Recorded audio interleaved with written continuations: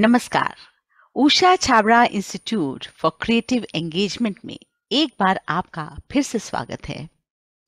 हम हर सप्ताह आपके लिए एक कार्यक्रम लेकर उपस्थित होते हैं। कार्यक्रम का नाम है making a difference.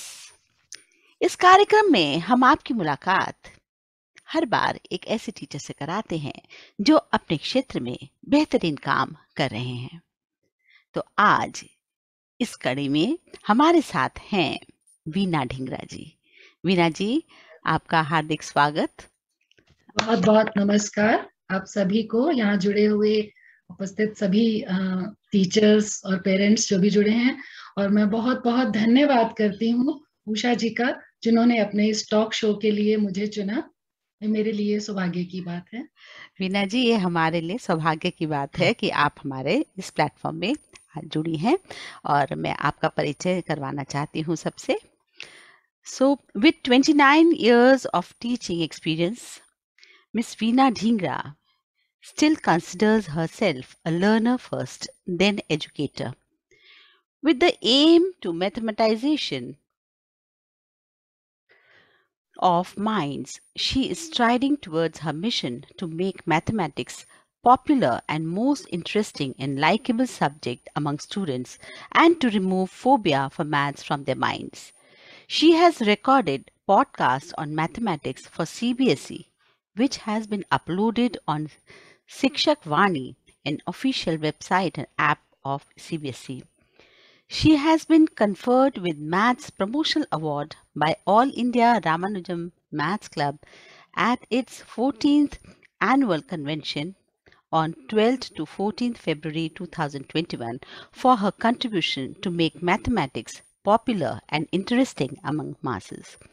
She is also the recipient of Bharatiya Siksha Ratan Award. तो एक बार फिर से स्वागत है वीना जी। और मैं आप सबको बता दूं, वीना जी हमारी भाभी भी हैं। से डबल रिश्ता है आज, एक होस्ट का, एक भाभी का। भाई एक ये बहुत ही प्यारा रिलेशन है हमारा आपस में।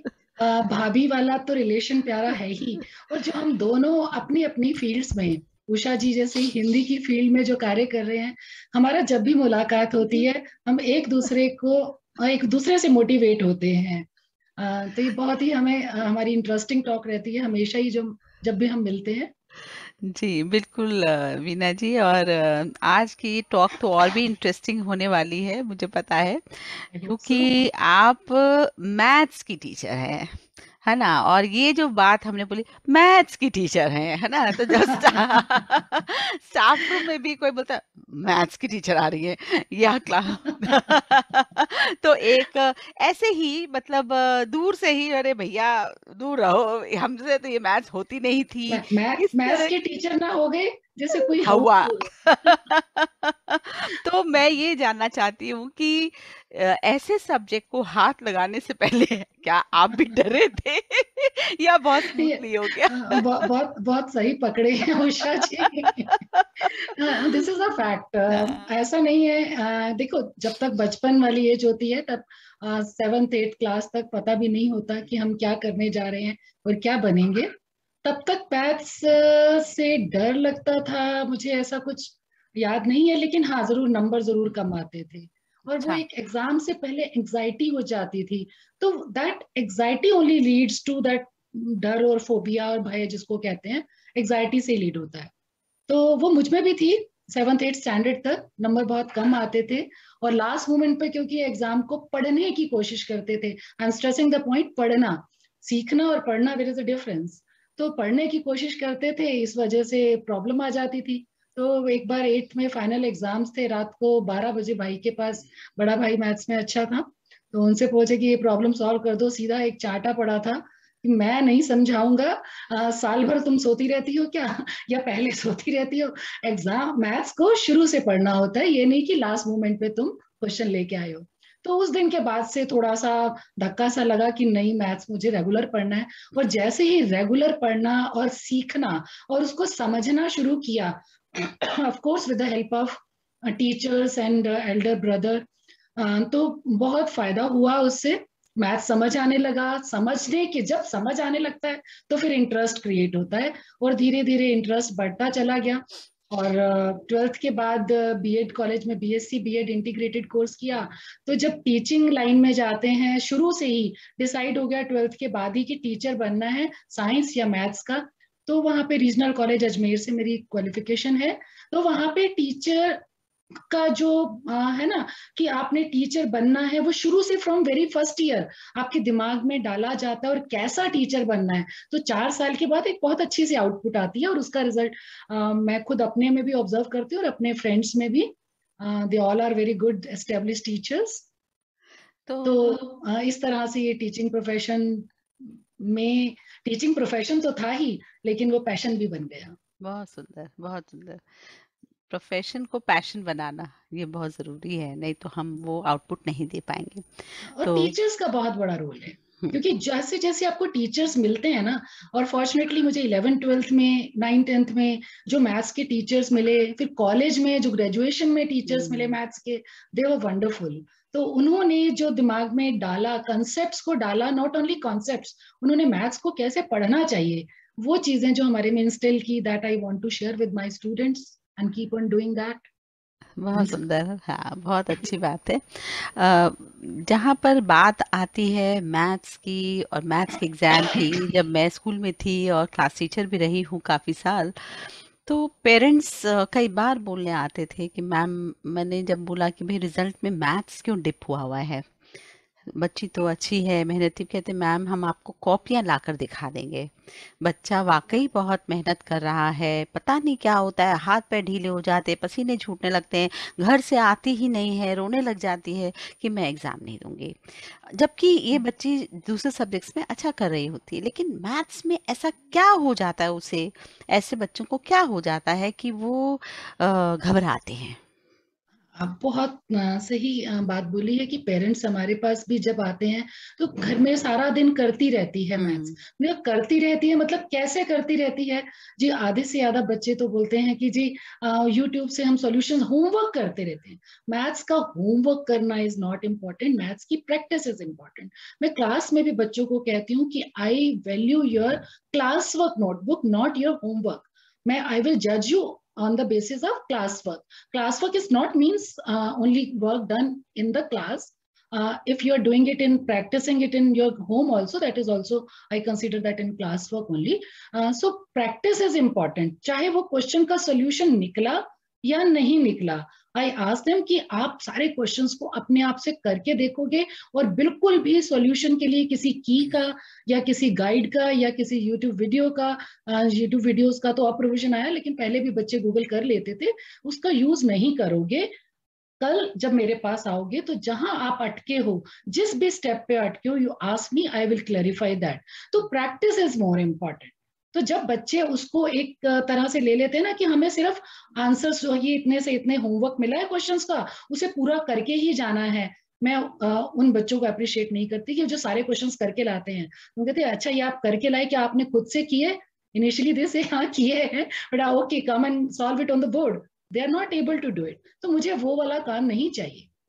तो उससे I encourage them to practice more and to understand the concept, understand the language of the question. Usually hmm. बच्चे कहाँ फंसते हैं, जहां लैंग्वेज स्टेटमेंट वाले क्वेश्चन होते हैं, वो उसमें सिर्फ क्वेश्चन को रीड भी नहीं करते, क्वेश्चन की शक्ल देख के वो उसको कहते हैं कि ये नहीं आ रहा हमसे। तो I encourage them to read the question in parts, उसको इमेजिन करो, उसको विजुलाइज करो।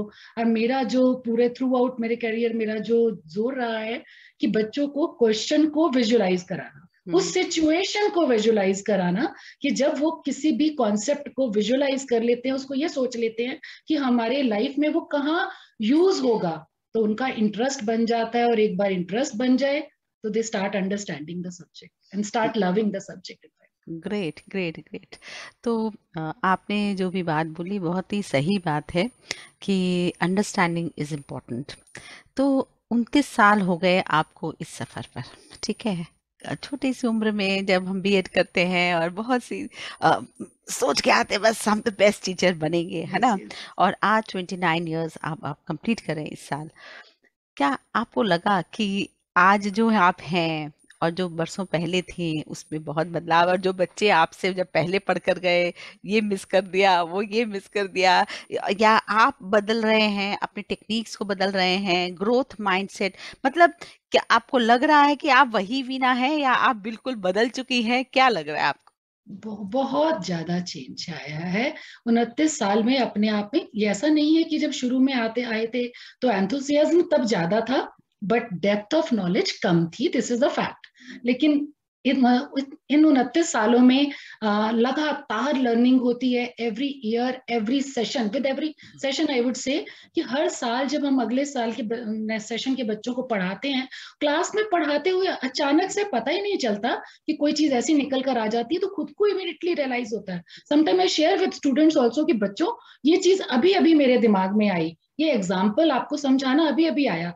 लास्ट ईयर तक मैं आई वॉज, मतलब कई बार मैं अस्टॉनिश्ड होती हूँ कि मेरे दिमाग में ये बात पहले क्यों नहीं आई। तो every day with the students we share the things, और हर बार कुछ नया होता है। और ये तभी हो पाता है जब हर टीचर का एक ग्रोथ माइंडसेट हो, एक सीखने की चाह हो, जहां टीचर ये सोच लेता है कि मुझे तो सब आता है, इतने साल हो गए, मुझे अब पढ़ने की जरूरत थोड़ी है। तो ऐसा नहीं है, कंटिन्यूअस पढ़ते रहना चाहिए, टीचर को अपने आप को अपडेट करते रहना चाहिए, और बच्चों के साथ नॉलेज आप शेयर करते हैं तभी बच्चे भी आपको अप्रिशिएट करते हैं और आपके साथ जुड़े रहते जी, हैं। बिल्कुल सही, पढ़ते रहना चाहिए, अपने आप को अपडेट करना चाहिए। और इन दिनों तो मैं कहूँ कि जो 2020 जो कोविड का भी जो समय आया, उसने बहुत से रास्ते खुले, बहुत कठिनाइयाँ आई, नो डाउट अबाउट इट। लेकिन हाँ, कठिनाइयों में भी टीचर्स ही हैं जो ब्रेव फ्रंट पे रहीं और किसी न किसी तरह से बच्चों को पढ़ाया उन्होंने। तो आपके सामने क्या चैलेंजेस थे, और यही कैसे आपके सक्सेस के द्वार भी उसने खोले? कुछ ऐसे Yes. उदाहरण बताएं। मेरे लिए जबकि मैं पिछले ये कह सकते हो 2006 से एनसीईआरटी से जुड़ी हुई थी, उसका मैं आपको बाद में बताती हूँ क्योंकि आपने कोविड की 2020 की बात की। तो 2020 has been a life changing year for me, I can say. बस पिछले 28 साल जो मैंने एक छोटे से स्कूल में, एक ही स्कूल में मैंने जब से ज्वाइन किया आफ्टर माय ग्रेजुएशन, मैंने पोस्ट ग्रेजुएशन भी जॉब में रहते हुए किया था। मैंने एक ही स्कूल में बिता दिए, एक पब्लिक स्कूल में 6-8 महीने काम किया था उससे पहले। तो उस स्कूल में एक छोटा स्ट्रक्चर होने के कारण, इंफ्रास्ट्रक्चर छोटा, कम बच्चे होने के कारण एक कुएं के मेंढक से बन के रह गए थे, जिसकी मुझे फ्रस्ट्रेशन कभी कभी होती थी कि नॉलेज शेयरिंग नहीं हो पा रही, कि मैं किसी से कुछ नहीं सीख पा रही और मुझे जो आता है मैं वो किसी को दे नहीं पा रही। उसके लिए मैं जितनी भी हमारी एससीईआरटी की वर्कशॉप्स होती थी उनको बहुत ही ये कहेंगे कि सिंसेरिटी के साथ अटेंड करती थी। कभी मैंने कभी किसी वर्कशॉप में 15 मिनट का भी एक्सक्यूज नहीं लिया कि जल्दी जाने का, बहुत ही इंटरेस्ट से, क्योंकि ऐसे लगता था कि ठीक है 6-8 घंटे की वर्कशॉप है। कई बार कुछ लोग कहते थे कि ये फालतू की चीजें हैं या उसमें टाइम वेस्ट है, लेकिन उस 6-8 घंटे में से 1-1.5 घंटे का टाइम जरूर ऐसा निकल आता था जो बहुत ही फ्रूटफुल होता था, और मैं उसी पॉजिटिविटी के साथ उसको अटेंड करती थी। तो ये तो था मेरा प्रीवियस नॉलेज गेन करने का तरीका। लेकिन 2020 में जब हमें एक्सपोजर मिला ऑनलाइन रहकर, वेबिनार से, कि ऐसा पहले कभी नहीं सुना था कि इस तरह से हम बैठे बैठे नेशनल और इंटरनेशनल लेवल के वेबिनार्स और लोगों को, रिनाउंड लोगों को सुन पाएंगे घर बैठे बैठे, बिना वहां वर्कशॉप्स में गए हुए, क्योंकि फिजिकल कॉन्स्ट्रेंट्स होते हैं, आप हर जगह पे वैसे प्रेजेंट नहीं हो सकते हैं जब आप ऑफलाइन स्कूल में थे। तो मैंने उस टाइम को बहुत अच्छे से इस्तेमाल किया, इधर उधर के कोई टीवी या मूवीज या ना देखकर, क्योंकि मेरा बहुत इंटरेस्ट भी नहीं है। मैंने करीब 150 से ज्यादा वेबिनार्स अटेंड किए हर फील्ड के, चाहे वो मेरे सब्जेक्ट के थे, चाहे साइकोलॉजी के थे, चाहे वो मेंटल उसके थे, हेल्थ। मेंटल हेल्थ के ऊपर थे, हर तरह, चाहे वो नेशनल एजुकेशन पॉलिसी के ऊपर थे। हर टॉपिक के ऊपर मैंने वेबिनार्स अटेंड किए, हर जगह से कुछ ना कुछ सीखने को मिला। और ना तो ये सिर्फ सीखने वाला पार्ट है, उसको इम्प्लीमेंट भी किया, क्योंकि जब लॉकडाउन हुआ 25 मार्च 2020 को, तो मुझे उसी दिन से चिंता होने लग गई कि ये नया जो मेरे पास 10th आने वाली थी, इनका क्या होगा, ये कैसे पढ़ेंगे, लॉकडाउन कब खुलेगा, जब खुलेगा तो खुलेगा, मैं इनके साथ कैसे कनेक्टेड रहूं।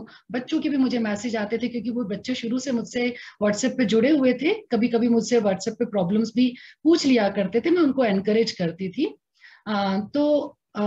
मैंने अभी मेरे स्कूल की तरफ से कोई इनिशिएटिव नहीं आया था, उससे पहले ही मैंने पब्लिक स्कूल के कुछ टीचर्स के ग्रुप में से सॉरी इंस्पायर होकर, क्योंकि पब्लिक स्कूल्स थोड़े ई माध्यम जो होते हैं, इलेक्ट्रॉनिक मीडिया में थोड़े एक्सपर्ट्स होते हैं, हम गवर्नमेंट स्कूल में उतना एक्सपोजर नहीं था हमें। मैंने उनके सानिध्य में रहकर बहुत कुछ मैंने ऐप सीखी, और जूम का इस्तेमाल, वो बार बार डिस्कस करते थे कि हम अपने बच्चों को जूम पे पढ़ाएंगे, ऐसे पढ़ाएंगे। मैंने भी उस दौरान बहुत सारी एप्स को सीखा, और बच्चों के साथ बच्चों को बताया। बच्चों के पास ईमेल आईडीज नहीं थे अपने, मैंने उन्हें ईमेल आईडीज व्हाट्सएप पे कैसे क्रिएट करा जाता है वॉइस मैसेज के थ्रू उन्हें बताया, और ईमेल को करने के बाद उनको जूम कैसे डाउनलोड करना है, कैसे क्लास अटेंड करनी है, कैसे अपने आप को अनम्यूट करना है, कैमरा, ये सब कंटिन्यूअस 1 हफ्ते का सेशन उनका जूम के साथ। मेरी क्लास के बच्चे भी बहुत कोऑपरेटिव थे, बहुत एक्साइटेड थे कि हम एक नए मोड में सीख रहे हैं। तब प्रॉब्लम ये आई लॉकडाउन में मेरे पास, क्योंकि मैथ्स ऐसा सब्जेक्ट है, कुछ भी कह लो, हम बातों से और एक्टिविटीज के साथ साथ थोड़ा सा बोर्ड का और काम रहता ही है। बोर्ड नहीं था घर पे, तो घर की विंडो के ऊपर पीछे की तरफ से वाइट कैलेंडर पुराना चिपका करके उसको एक बोर्ड का रूप दिया। घिसे हुए जो मार्कर्स हैं उनके अंदर जो नेल पेंट रिमूवर है वो डाल के उनको एक्टिव किया, और इस तरह से क्लासेस लेना असल में शुरू। सब कुछ अचानक से बंद हो गया था ना, कुछ अचानक से, समझ नहीं पता। तो बहुत कुछ इनोवेट किया, बहुत से मॉडल्स भी मैं पहले से एक स्कूल में बनाती थी, खुद बनाती थी। I don't believe in fancy models bought from the market. मुझे लगता है कि अगर हम मॉडल्स को मार्केट से खरीदते हैं तो बच्चों के माइंड में भी इंप्रेशन रहता है कि मैथ सिर्फ स्कूल तक, क्लासरूम तक या मैथ्स लैब तक सीमित है। लेकिन मेरा हमेशा ये नजरिया रहा है कि मैथ्स तो हमारे चारों तरफ है, अगर चारों तरफ है तो फिर हम उनको मैथ्स लैब तक ही क्यों सीमित रखें। तो मैथ्स लैब से रिलेटेड जितनी भी एक्टिविटीज या मॉडल थे, मैं उनको घर पे ही मतलब डेवलप जो करने का मौका मिला, दिखाती तो थी, क्लास में भी कुछ भी उठा करके विजुलाइज कराने की कोशिश करती थी। लेकिन 2020 में वो मॉडल फिजिकल रूप में बनकर सामने आए with the help of my husband. मैंने बहुत सारे मॉडल्स कूड़े कबाड़ से उनको बनाने की कोशिश की। जी, तो आप बल्कि आप अपना वो भी दिखाइए, आपने जो बनाया, आपके पास जो। Yes, I would love to share. Lecturer है वो। तो लर्न मैथ्स इजीली मैं बच्चों के साथ शेयर करती थी ऑनलाइन क्लासेस में ये मॉडल्स, क्योंकि मुझे लगता था कि क्लास में तो मैं उनको दिखा पाती हूँ, विजुलाइज करा पाती हूँ आसपास की चीजें, लेकिन मैं ऑनलाइन में कैसे दिखाऊं। तो ऑनलाइन में दिखाने के लिए मैंने कुछ वीडियोस बनाई। ये मेरी मैथ्स लैब रिसोर्सेज है, आप देख रहे हैं। आपके लिए शायद कबाड़ होगा, लेकिन ये मेरी मैथ्स लैब है जो मैंने घर पर ही इसका इस्तेमाल करके बच्चों को शेप्स और उनकी यूज और उनके सरफेस एरियाज, वॉल्यूम और उनको कैसे रिलेट करना है ये बताया। ये कुछ बॉक्सेस मैंने बनाए, क्योंकि हम बात करते हैं 1 लीटर की, ये बहुत ही सिर्फ बच्चे ही नहीं, आप किसी बड़े से भी पूछ लेंगे ना what is exactly 1 litre in centimetres और मिलीमीटर्स, तो they won't be able to tell you. तो ये मैंने बॉक्स बनाया 10 centimetre by 10 centimetre by 10 centimetre का, that is 1000 centimetre cube. And 1 centimetre cube 1 millimetre होता है। ये बच्चों को हम रटाते तो हैं एज अ फार्मूला, बच्चे बैठ के रटते हैं कि 1 centimetre cube is equal to 1 ml and 1000 ml is equal to 1 litre, लेकिन वो रटते तो है, वो एक्चुअली लाइफ नहीं में इस्तेमाल नहीं करते हैं। उनसे पूछो कि तुम मार्केट में एक छोटी सी कोक की बॉटल या वो लेते हो, वो कितने ml की होती है, एक्चुअली वो कितनी क्वांटिटी तुम पी रहे हो, तो उसके कितनी पेमेंट कर रहे हो। तो ये सब चीजें रिलेटेड हैं, तो कंज्यूमर अवेयरनेस भी इससे आती है। तो ये उनको 1 लीटर का थैली इसके अंदर पलट के दिखाया कि ये 10 बाय 10 बाय 10 का क्यूब जो है that is exactly equal to 1 litre. और ये सब आपने बनाए, काट के खुद बनाए हैं, खुद घर और ये में छोटा सा भी एक रखा हुआ है, वो भी ये छोटा सा जो है दिस इज 1 ml। वो हाँ, इसको बहुत बनाना सुंदर, में सबसे ज्यादा मुश्किल सही हुई बात है। हाँ थी एग्जैक्ट मेजरमेंट के साथ। हाँ और फिर बच्चों को डाइस की हेल्प से ये algebraic formulas a+b whole cube, जिसे बच्चे रटते रटते परेशान हो जाते हैं और क्लास गई और फार्मूला दिमाग से गया। लेकिन अगर हम उसको विजुलाइज कराएं कि एक सॉलिड मॉडल की फॉर्म में हम इस एल्जेब्रिक फार्मूला को समझा सकते हैं, a+b होल क्यूब, जिसमें a को हमने 5 बाई 5 का क्यूब लिया है और b को हमने b जो साइड लिया है वो 1 सेंटीमीटर लिया है एंड a इज 5 सेंटीमीटर। तो इस तरह से हमने इसको क्यूब को हम विजुलाइज करा सकते हैं। अभी मेरे पास इसका भी वीडियो नहीं है, नहीं तो मैं आपको विजुलाइज कैसे करते हैं वो दिखाती। ये एक मॉडल हमने 11th में बच्चे पढ़ते हैं, sum of squares of natural numbers, और इस फार्मूला को रटते हैं और हमेशा भूल जाते हैं, कोई ना कोई एक नंबर भी गलत कर देते हैं। तो इसको आप छोटे से, ये 6 ब्लॉक्स हैं जिसमें आप हर ब्लॉक इक्वल साइज के ब्लॉक्स हैं, आप देख रहे हैं 4 बाई 4 का एक ब्लॉक स्क्वायर है, ऊपर 3 बाई 3 का, और फिर ऊपर 2 बाई 2 और उसके ऊपर 1 बाई 1 का एक स्क्वायर है। ऐसे 6 पीसेज हैं, ये डिवाइडेड बाय 6 जो देख रहे हैं आप, वो इस एक पीस को रिप्रेजेंट कर रहा है। तो इससे हम बच्चों को गेम बना करके, एक पजल गेम भी हो सकती है, बच्चे घर में चैलेंज कर सकते हैं एक दूसरे बहन भाइयों को कि 1 मिनट में जोड़ के दिखाओ, इन 6 पीसेस का क्यूब बना के दिखाओ, और उससे हम मैथ्स का फॉर्मूला भी लर्न कर लेंगे। ये घर पे ही पुरानी पड़ी हुई लकड़ी प्लाई से भाई ये तो बहुत मुश्किल भी है बनाना, लग रहा है मुझे, इतना कटिंग की हुई है इतना ध्यान से। ये कटिंग कारपेंट्री का थोड़ा सा काम जो है, इसकी हेल्प मेरे हस्बैंड से मैंने ली वाह। है। he has been very cooperative in making these models. Yes, तो उनकी हेल्प के बिना ये पॉसिबल नहीं था मेरे लिए भी। ये तो जिक्सॉ पजल की तरह लग रहा है, और ये अपने आप ही फिर पूरा हो जाएगा ये अभी। यस, दिस बहुत विल बी इन सुंदर। The shape of cuboid. आप हाँ। जैसे क्यूबॉइड में देख रहे हैं, मैंने ये साइड जो थी 4 सेंटीमीटर की ली थी। अगर हम n को 4 माने और ये वाली टोटल साइड हो गई 5, तो height 4, width is 5 and this is 9, जिसको हम इस फॉर्मूला की फॉर्म में n is 4, 4 + 1 5 and this is 9 by 6, it represent each piece is represented by this, the sum of squares of natural numbers। यहाँ पे हमने 4 तक के नेचुरल नंबर के स्क्वायर का सम दिखाया है इस मॉडल की हेल्प से। ऐसे हम आगे भी एक्सटेंड कर सकते हैं। और इस सबसे मजेदार प्रोजेक्ट मेरा ये रहा, ये सिर्फ लॉकडाउन में नहीं, मैंने इसमें एनसीईआरटी की 7th नेशनल कॉन्फ्रेंस थी 2018 में, उसमें अपनी प्रेजेंटेशन भी दी थी and it was very appreciated in that time. इस मॉडल में जो है मैंने बच्चों के अंदर consumer awareness as well as mathematical, उसका वॉल्यूम और सरफेस एरिया कैसे कैलकुलेट करते हैं वो, और जो हमारी एनवायरमेंटल वेस्ट करते हैं इतना पैकेजिंग के ऊपर, वो तीनों कॉन्सेप्ट को लेकर के ये प्रेजेंटेशन दी थी। और बच्चों को मैंने ऑनलाइन भी और जब ऑफलाइन थे तब भी ये प्रोजेक्ट दिया था कि दिवाली के दिनों में घर में बहुत सारे बॉक्सेस आते हैं, उन बॉक्सेस का आउटर डायमेंशंस लेके उनका वॉल्यूम कैलकुलेट करो, और इंटरनली हमें जितना सामान उसमें मिलता है उसको आप उसका वॉल्यूम कैलकुलेट करो। तो उन्होंने जब अपने आप से उनके वॉल्यूम कैलकुलेट किए तो दे फाउंड अबाउट 35%, 40% या 50% कैपेसिटी निकली अंदर की। तो दे रियलाइज कि अरे मैम, हमें इतना नुकसान होता है, दुकानदार हमें इतना धोखा देते हैं, बाहर से देखने में बॉक्स लगता है इतना बड़ा पैकेजिंग है, इतना सारा सामान होगा, और अंदर निकला सिर्फ 35%, 40%।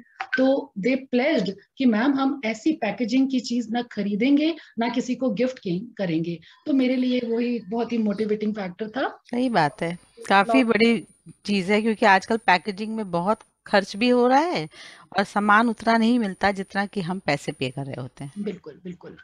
तो हम बच्चों को हमें एनकरेज करना चाहिए कि वो बिना ऐसी फैंसी पैकेजिंग के, कहीं कहीं जरूरी होती है, आई एग्री, उसको प्रिजर्व करने के लिए, ट्रांसपोर्टेशन के लिए, लेकिन इतनी भी ज्यादा नहीं कि हमें। और ये मैंने लॉकडाउन के दौरान ही अपना चैनल बनाया था, मैथोफिलिया, यानी लव फॉर मैथ्स। और इस मैथ्स में मैंने इस चैनल में कुछ वीडियोस अपलोड की, मैथ्स को कैसे हम फार्मूलाज को कैसे मॉडल्स की हेल्प से डेवलप कर सकते हैं। इस मॉडल में आप देखिए एक सर्कल देख रहे हैं, सेम डायमीटर का मैंने स्फीयर लिया था और इस पे एक डोरी लपेटी गई है, और ये वाली डोरी को खोल करके जब नापा गया और इस स्फीयर पे भी डोरी लपेटी गई है, तो देखा कि स्फीयर पे लपेटी गई डोरी जो है इस सर्कल पे लपेटी गई डोरी की 4 गुना है। ये करके दिखाया। इट मीन्स स्फीयर का जो सरफेस एरिया है, जो पृष्ठीय क्षेत्रफल है, वो सर्कल के यानी वृत्त के पृष्ठीय क्षेत्रफल से 4 गुना है। जब बच्चे उसे करके देखते हैं, अपने हाथों से करके देखा, बहुत सारे बच्चों ने मुझसे अपनी पिक्चर्स वो शेयर की उस एक्सपेरिमेंट की, तो उनको वो फार्मूला कभी भी जिंदगी भर नहीं नहीं भूलेगा। भूलेगा, नहीं तो भूलेगा। तो लर्निंग बाय एक्टिविटी जिसको हम कहते हैं, लर्निंग बाय डूइंग कहते हैं, वो सक्सेसफुल हो जाता है। और इसी लॉकडाउन के दौरान ही अभी 2021 में हमारे प्रधानमंत्री जी का इनिशिएटिव था toy, first national toy fair जो वर्चुअली हुआ था, उसमें मेरे टॉय का चयन हुआ। मेरे लिए बहुत ही खुशी की बात थी ये। और उस टॉय में ही मैंने इलिप्टिकल कैरम बोर्ड बनाया है। 11th में बच्चे एक इलिप्स का कॉन्सेप्ट पढ़ते हैं। इलिप्स में ये एक प्रॉपर्टी होती है, ये 2 पॉइंट जो आप देख पा रहे हैं, ये 2 फोकस हैं इसके। हम्म। इसमें 2 स्ट्राइकर रखे जाते हैं, तो बच्चों को हम चैलेंज दे सकते हैं कि आपने इस एक स्ट्राइकर को इस तरह हिट करना है कि वो वॉल से टकरा करके दूसरे स्ट्राइकर को हिट ना करे, लेकिन वो करेगा ही करेगा। तो उसके बाद हम उसको मैथ्स का वो कॉन्सेप्ट बता सकते हैं कि वो क्यों हिट करेगा एक स्ट्राइकर दूसरे स्ट्राइकर को। तो ये गेम का गेम है और कॉन्सेप्ट लर्निंग भी है। ये कभी नहीं भूलेंगे कि इसमें बिल्कुल। ऐसे सेंटर्स होते हैं और ये अपने टकराएंगे ही टकराएंगे। जी बिल्कुल। बहुत तो सुंदर। ऐसे बहुत से मॉडल्स हैं, समय की कमी है, नहीं तो मैं आपसे शेयर करती। बहुत और मजा आ रहा था हमें देखते हुए कि भाई आप इस तरह से एक्सपीरियंशियल लर्निंग करा रहे हैं, मैथ्स के फॉर्मूलाज करा रहे हैं, गेम के थ्रू हो रहा है सब कुछ। और कल मैंने और भी देखे थे बहुत मजा आया था नहीं, मुझे। अभी आप देखिए, मैं कल स्कूल में जाते हुए मेट्रो स्टेशन के बाहर एक ये टॉय वाला बैठा था। अच्छा। मैं अच्छा। आगे चली गई, फिर लौट के वापस आई, इस टॉय को खरीदा। मेरी फ्रेंड ने कहा ये तुम्हारे घर में छोटा बच्चा थोड़ी है, क्यों खरीदा? मैंने कहा देखते जाओ, ये मॉडल में कन्वर्ट होने वाला है जल्दी ही। अच्छा। I come up with a video. अच्छा। ये एक और मॉडल है। अच्छा। इसका भी ये वीडियो मैं अपलोड करूंगी, बताऊंगी। ये भी अच्छा। घर में आप देख रहे हैं कि वेस्ट चीजों से, जैसे कि हाँ। बोरोलिन हाँ। की डिब्बी है और हाँ। पीछे से हाँ। विद द ये हेल्प ऑफ सब माय आप हस्बैंड। करते रहते हैं, अपना बस समय आप सार्थक रूप में व्यतीत कर रहे हैं जब भी थोड़ा भी बिल्कुल। मिलता है, क्योंकि काम तो बहुत है इन दिनों टीचर्स अच्छा, प्रेस कल में। कल दिवाली पे एक मिठाई आई, इस बॉक्स में आई, कूड़े में हस्बैंड फेंकने वाले थे, मैंने कहा नहीं नहीं रख दो, ये मेरा मैथ्स का मॉडल है। तो ये सही रोम्बस बात है। रोम्बस हाँ। प्रिज्म हाँ। है ये। तो इसको भी हम बच्चों को, मैं जरूर इसका इस्तेमाल करने वाली हूँ। तो हमें सही। आसपास मैथ्स बिखरा हुआ है, हमें हाँ। बच्चों को सिर्फ उसको विजुलाइज कराना है कि मैथ्स सिर्फ किताबों में बंद नहीं है। वो सिर्फ मैथ्स लैब में नहीं है, हमारे चारों तरफ है, उसे आंखें खोल के देखो। जब वो उसकी इम्पोर्टेंस समझेंगे, देखेंगे कि इसके बिना तो लाइफ पॉसिबल ही नहीं है, और उसे समझने की कोशिश करेंगे, इंटरेस्ट जगेगा। जहां इंटरेस्ट होगा वो सब्जेक्ट अपने आप आसान हो जाता है। और इसमें टीचर का बहुत बड़ा रोल है। जी।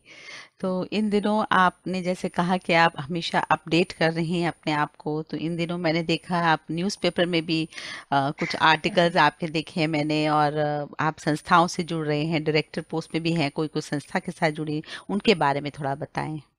हाँ, ये 2020 के दौरान ही ऐसा हुआ कि जैसे मैंने नेशनल कॉन्फ्रेंसेस में 4-5 नेशनल कॉन्फ्रेंस मैंने लास्ट ईयर 2020 में ही भोपाल में हुई थी, वर्चुअल कॉन्फ्रेंस थी, इंटरनेशनल कॉन्फ्रेंस।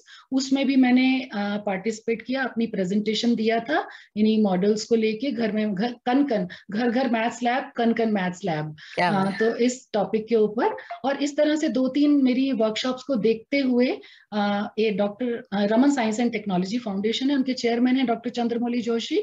उन्होंने मुझे अप्रोच किया, एक दिन अचानक से उनका फोन आया अप्रैल में कि हमने आपका काम देखा है, आपको सुना है, और हम आपको दिल्ली से डायरेक्टर नियुक्त करना चाहते हैं। तो थोड़ा सा पहले मुझे लगा था कि पता नहीं डायरेक्टर इतना बड़ा पोस्ट है, मैं कैसे कर पाऊंगी, लेकिन उन्होंने पूरी सपोर्ट दिया। और मेरा काम यही था कि एज अ रिसोर्स पर्सन मैंने ऑल ओवर इंडिया के टीचर्स को मॉडल्स शेयर किए, लर्निंग शेयर किया। Not only resource person, moderate किया बहुत सारे वेबिनार्स को, as a moderator, as a commentator, as a resource person. सारे पोर्टफोलियोज इस संभाल ऑर्गेनाइजेशन लिए। के थ्रू आ गए और अच्छा एक्सपीरियंस हुआ, लर्निंग एक्सपीरियंस था। सिर्फ आप ही रिसोर्स पर्सन नहीं, फिर आप दूसरों का सुनते भी हैं। और जहां तक लैंग्वेज की बात है, न्यूज़पेपर में आर्टिकल्स की बात है, तो वहीं से ही मौका मिला, मुझे कहा गया कि आप जो जो वेबिनार्स हो रहे हैं, एक रिपोर्ट, एक बार कहा गया एक छोटी सी रिपोर्ट बना दीजिए। वो रिपोर्ट बनाई, उनको इतनी अच्छी लगी, उनका आपने तो बहुत अच्छी हिंदी में, क्योंकि आई लव हिंदी। धीरे धीरे वो पहले जो एक मजबूरी थी, फ्रैंकली स्पीकिंग, मैं Hindi government Hindi medium school से पढ़ी थी। वो पहले मजबूरी थी, इंग्लिश अच्छे से बोल नहीं सकते थे, इसलिए हिंदी अच्छी थी। लेकिन जब इंग्लिश आ भी गई, तो धीरे धीरे अपनी हिंदी, अपनी मातृभाषा के प्रति और आपके साथ और आपके सानिध्य के कारण हिंदी में भी प्रेम पैदा हो गया। तो हिंदी में रिपोर्टिंग अच्छी थी, तो इसलिए वो काम मेरे ही लिए सौंप दिया गया मुझे, कि जब भी कोई आपका एक्टिविटी होगी, आपको उसकी रिपोर्ट बनानी है। मुझे भी बहुत मजा आता था रिपोर्टिंग में।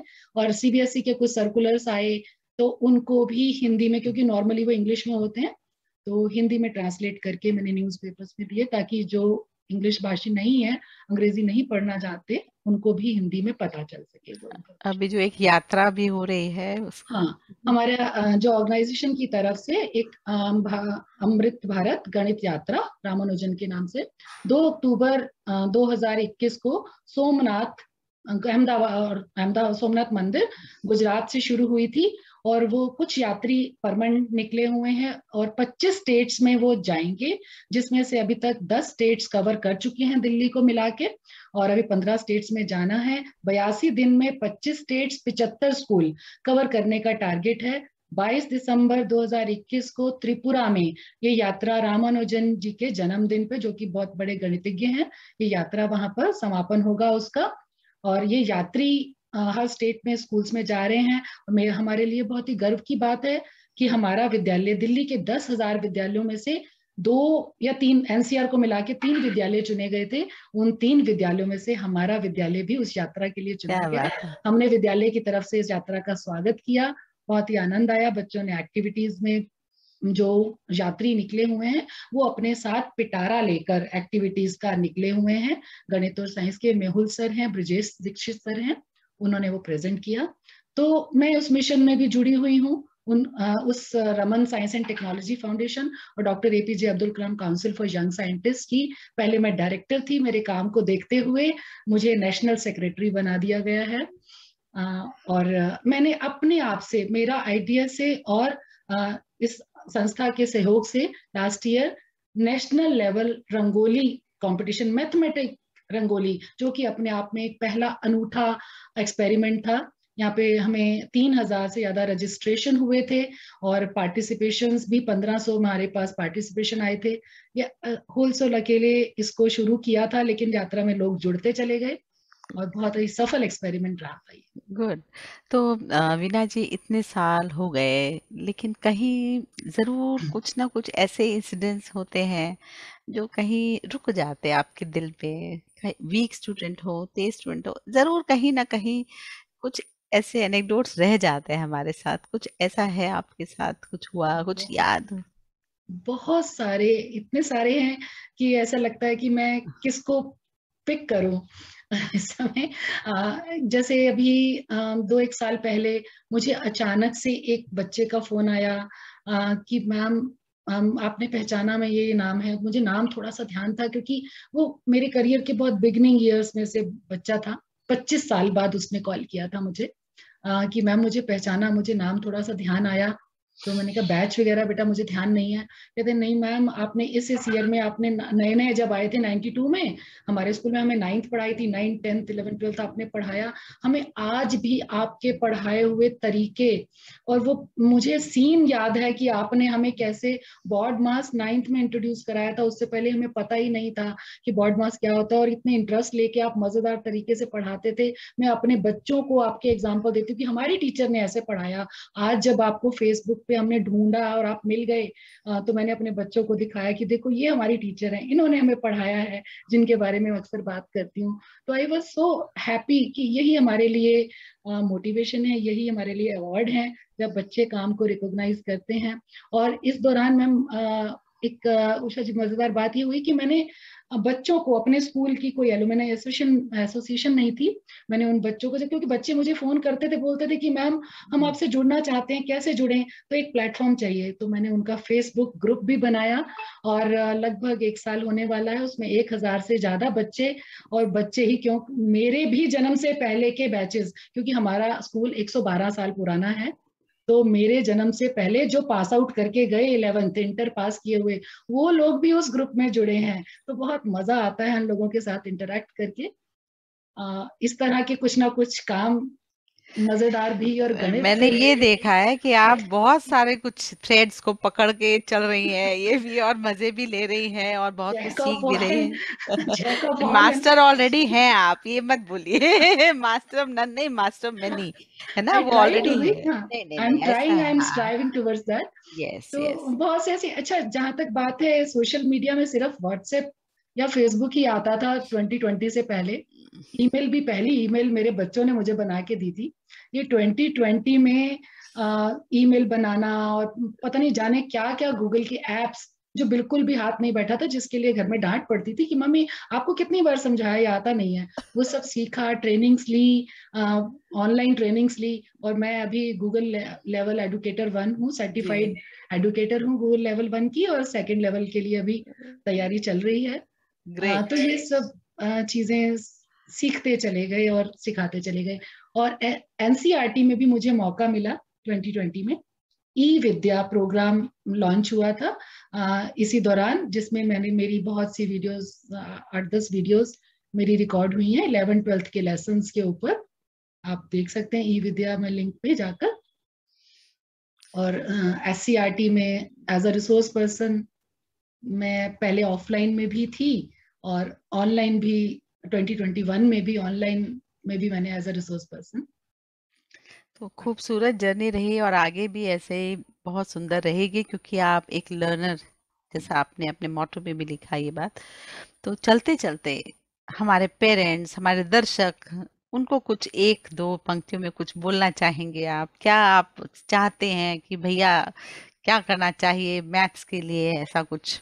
हाँ, पेरेंट्स और टीचर्स दोनों जो यहाँ पर हैं, उन सबको मैं एक रिक्वेस्ट करना चाहूंगी, निवेदन करना चाहूंगी कि अपने बच्चे को कभी भी ये ना कहें मैथ्स के लिए, जो हम कहते हैं ना भय है, भय क्लास में आने से पहले ही पेरेंट्स और टीचर्स उनके मन में डाल देते हैं, ये मैथ्स है, तुमसे नहीं होगा।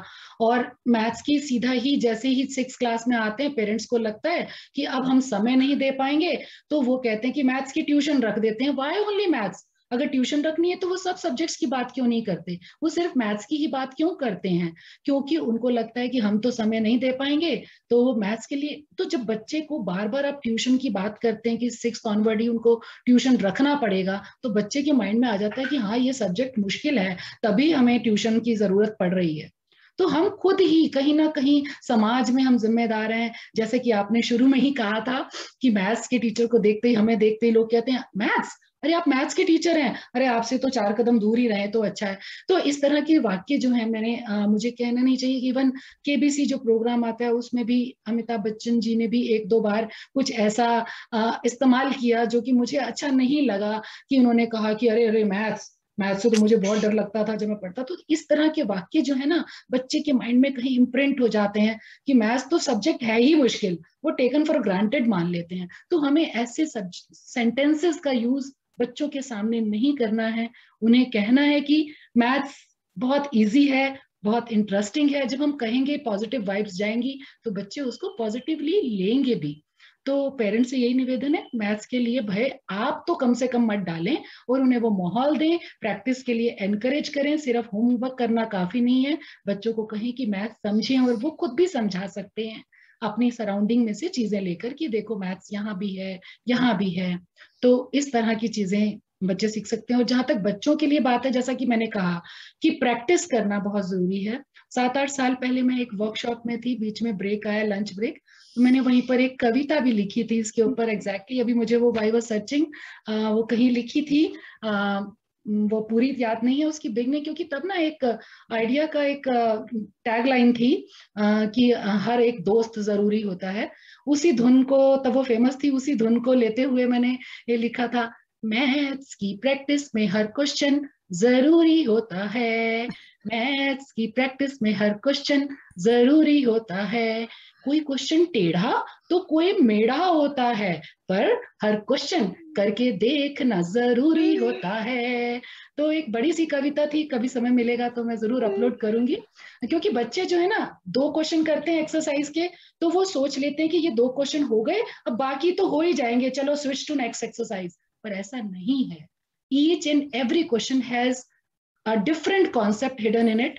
तो वो हर क्वेश्चन जब तक बच्चा हाथ से नहीं करेगा, ये नहीं है कि बोर्ड पे टीचर ने कर दिया, उसने उतार लिया तो वो मैथ्स आ गया, उससे मैथ्स नहीं आता है जब तक वो खुद नहीं करेगा। तो बच्चों के लिए यही संदेश है, हर क्वेश्चन को करें, हर क्वेश्चन को ट्राई करें, और जहां अटक जाए वहां पे सीधा ही किसी की हेल्प ना लेकर के अपने टीचर को अप्रोच करें और उसे पूछें, और मन से भय निकाल दें। हम सिर्फ मैथ्स का भय नहीं, वो टीचर को भी जब भयानक सोचने लगते हैं ना, मैथ्स का टीचर भी, क्या हम इतने तुम्हें डरावने लगते हैं क्या? तो तो वीना जी, आपने बहुत सही बात की। हमारा जो प्रोग्राम है मेकिंग अ डिफरेंस, यहाँ पर हम हर वक्त वैसे ही शिक्षक को लेकर उपस्थित होते हैं जो इतने सालों से कुछ नया, कुछ अलग, कुछ करने की कोशिश में हैं, और उनसे, उनके पढ़ाने से बहुत लोगों को इम्पैक्ट पड़ा है, बहुत ज़्यादा वो डिफरेंस क्रिएट कर रहे हैं अपनी इनोवेटिव थॉट्स की तरह से और प्रैक्टिसेस की वजह से, और जो ऑलवेज ऑन द गो हैं, लर्नर हैं। तो ये प्लेटफॉर्म उनके लिए है। और आज आप यहाँ आई और इतनी मोटिवेशनल टॉक थी आपकी, इतनी बढ़िया आपकी जर्नी रही है, और जो भी इन वीडियोस को देखेगा अवश्य ही एक बार आपको फिर से मिलने की कोशिश करेगा, जहाँ तक मेरी थैंक यू। उम्मीद है। बहुत सुंदर हमारी वार्ता रही, और आशा है हमारे दर्शक जो यहाँ उपस्थित हैं उन्हें भी ये कार्यक्रम पसंद आया होगा। तो एक बार आपका फिर से धन्यवाद। आपका भी बहुत बहुत धन्यवाद। मेरा अभी अभी समय पर ध्यान गया, आपने 30 मिनट्स का नहीं प्रोग्राम नहीं, था, हमने कोई क्रॉस कर बात लिया लिमिट नहीं, शायद। नहीं नहीं नहीं, कोई बात नहीं। हमारा मकसद है कि पूरी बात पहुंचनी चाहिए। जो भी आप अपने क्षेत्र में इतना सुंदर काम कर रही हैं, उसको साझा करने के लिए समय की पाबंदी नहीं लगनी चाहिए। Thank you so much Meera ji for coming here and accepting this. Thank you. मेरी तरफ से भी आपको बहुत बहुत धन्यवाद, मुझे ये मौका देने के लिए कि मैं अपने व्यूज को, अपने विचारों को शेयर कर सकूं सबके साथ। जी, थैंक यू।